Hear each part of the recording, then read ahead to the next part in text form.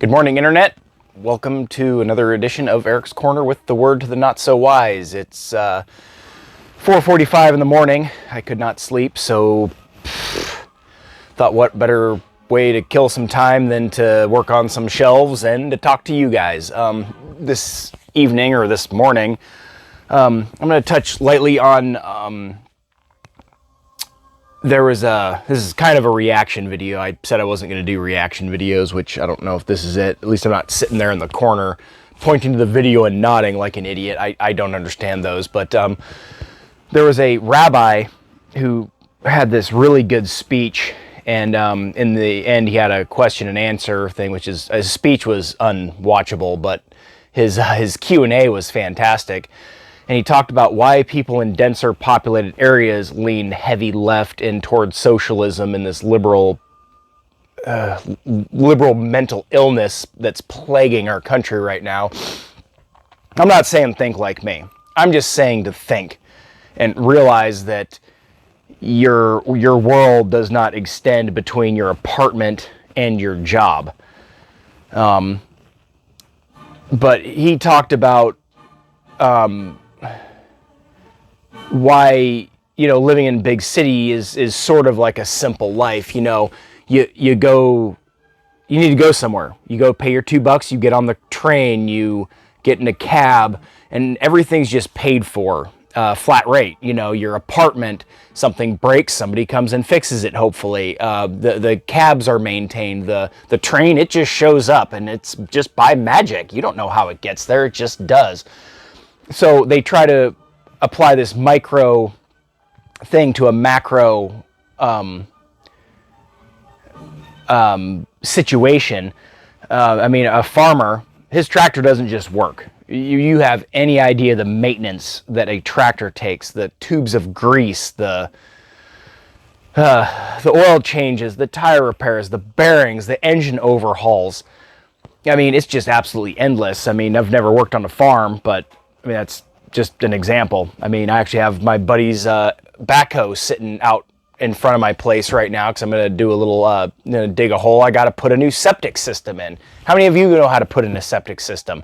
I don't know how to put in a septic system, but I got a buddy with a backhoe, and I've got another buddy I went to high school with. She's got a degree in whatever that's in. She's been engineering septic systems for the last 15 years or whatever. And okay, so she's going to come out and do what's called a perk test and all that good stuff. And I'm going to learn because it's expensive as hell to have somebody do it. Now, I understand this isn't a situation that everybody has these resources. Anybody can operate a piece of heavy equipment, okay? I'm not special.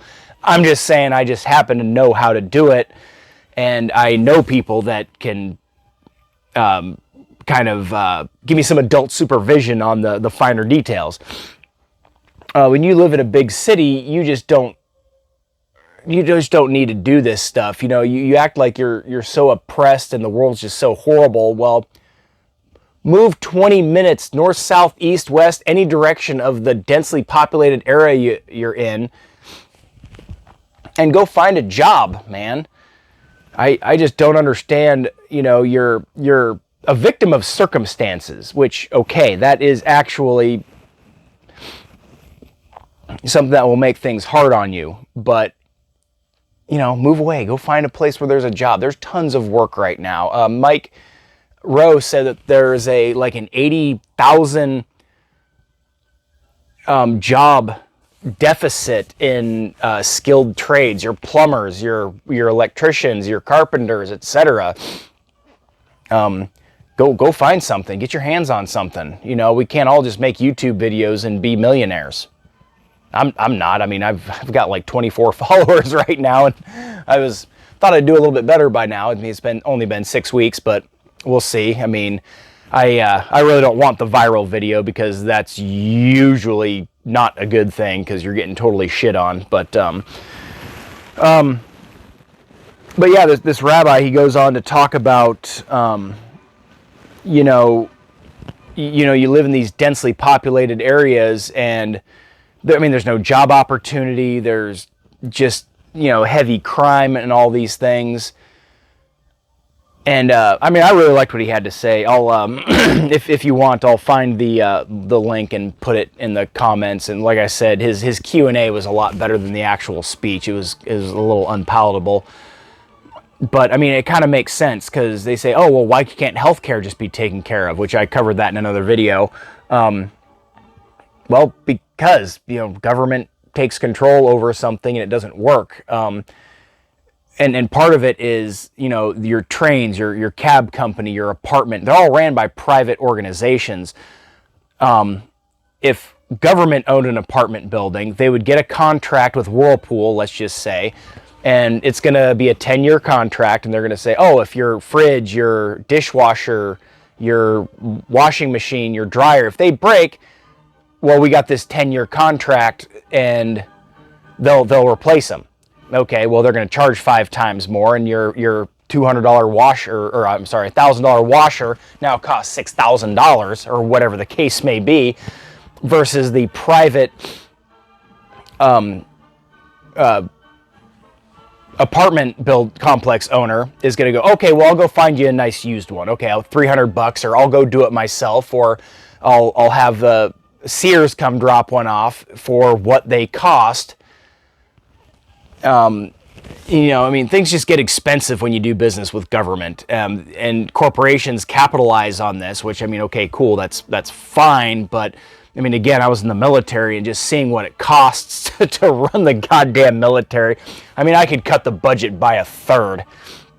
Just give your commanding officer a Costco card and get rid of these $1 trillion contracts. I mean, some things you're not gonna get away from. I mean, they're building things by the lowest bidder. But then again, Lockheed Martin, Boeing, they've got these contracts locked up. I mean, I don't know. Do you know how to make an airplane? I mean, there's only a couple of companies that make these. I mean, pretty sure Boeing makes the FA-18 and Lockheed Martin makes the avionics. I'm pretty sure is how that works. There's only a couple of companies that are going to do it, so they're going to price gouge, which is illegal, but they get away with it because, oh, well, we got to have it, and these things just get completely out of control. So things run by private, smaller companies are more efficient. They don't have the cost overrun, and so on and so forth. So, and again, you live in a densely populated area, you may not really understand this. Some people, they think meat comes from the store. It's like, well, I mean, it takes sacrifice to feed you. Vegans and these vegetarians, oh my goodness, I'm just on my high horse because I don't eat meat. Well, good for you. When you plow a field, every vole, every mole, every worm, every shrub, everything gets killed because you got to turn the dirt over to get fresh soil to the surface to plant your crops in. And I'm telling you, I mean, meat doesn't come from the store. I mean, have you driven by one of these cattle ranches? Oh man, they stink. Whew. But you know what? I mean, that's the cost of doing business. I mean, oh well. I mean, it is what it takes to be alive. And I think I did my video on the global warming, the goddamn global warming crisis, or whatever they think it is. Oh, let's just all starve to death. Sweden shutting down their farms because tractors have emissions. God damn, every tractor on the planet does not put off 0.1% of what New York does. In 15 minutes, I'll bet you New York has more carbon emissions than all the tractors on the planet do for the year. Now, that's just bullshit speculation. I'm exaggerating a little bit. I don't know. Fine. Do the research. I don't know. I don't care. It doesn't matter. The point is, it's just so insignificant compared to the whole problem. And of course, the American taxpayers is carrying the bag for all of the carbon emissions. And I already did the video. I first started these videos saying, oh, I'm going to make a video. Now I'm saying I made the video, which is great. We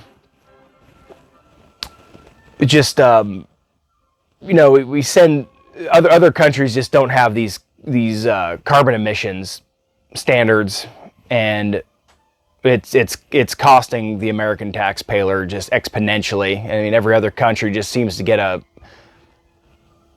a free pass, versus we're supposed to just carry the bag for all this. But anyway, I think that pretty much does it. Again, this is a great video. I'll try to find the link. My mom sent it to me probably 10 years ago. Actually, probably should have watched it again before I made this video to give you a little more details. But anyway, that's it. I was going to wrap it up for this episode. Again, it's 5 in the morning now, and I can't sleep. Hopefully, I can get to bed here soon. So anyway, have a good morning, and smash that subscribe button if you like what I have to say. So have a good day.